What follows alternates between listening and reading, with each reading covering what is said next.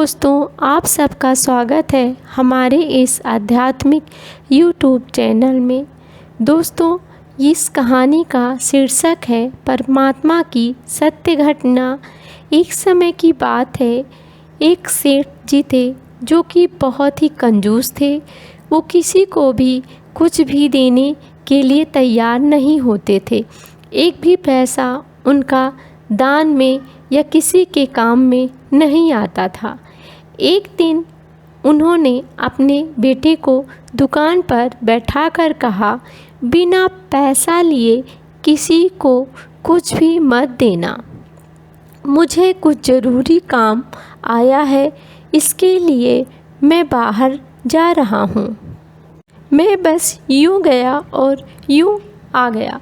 अचानक सेठ जी के जाने के बाद वहाँ पे एक संत जी आ जाते हैं।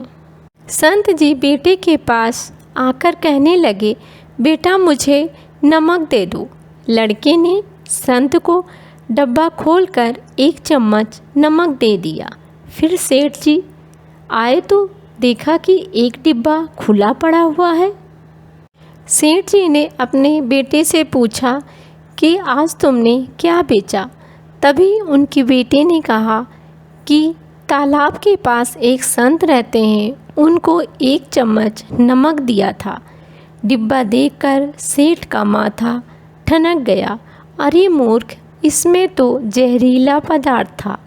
अब सेठ जी भागकर संत जी के पास गए। संत जी भगवान को भोग लगाकर जैसे ही वो भोजन करने बैठे ही थे कि सेठ जी दूर से ही बोले, महाराज जी रुकिए, आप तो नमक लाए थे, उसमें जहर था, आप भोजन ना करें।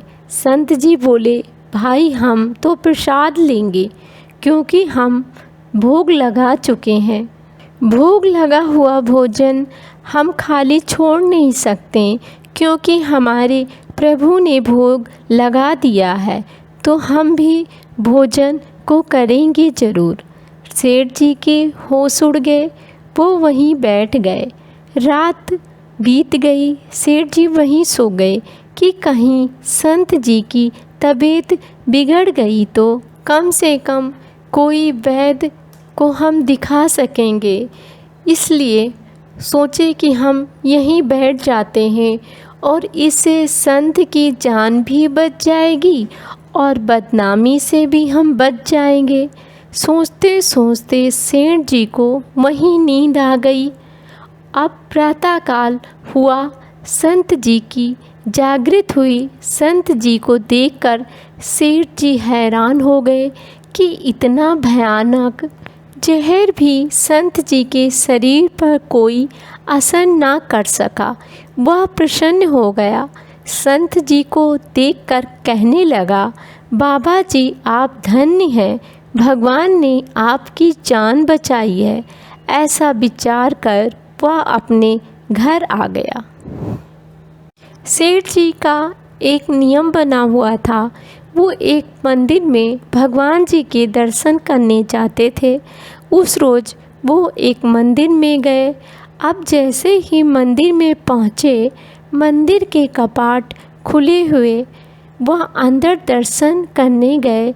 जैसे ही दर्शन किया, दर्शन करते ही उनकी आँखें फटी की फटी रह गई। आज क्या देखते हैं, भगवान के श्री विग्रह के दो भाग हो गए थे। एक भाग काला पड़ गया था। भगवान को देखकर सेठ जी को विचार करते हुए देर न लगी।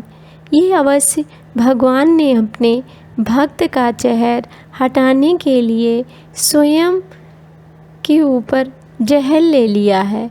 वो दौड़कर संत जी के पास आए और कहने लगे, हे संत जी, कल आपने भगवान को जहर लगा भोजन खिलाया था।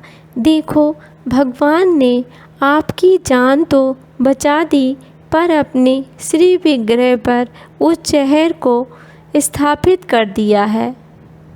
जब संत जी ने ये बात सुनी तो वह भी सेठ जी के साथ मंदिर में पहुँचे और मंदिर में भगवान के श्री विग्रह का रंग देखकर संत जी का रंग उतरने लगा।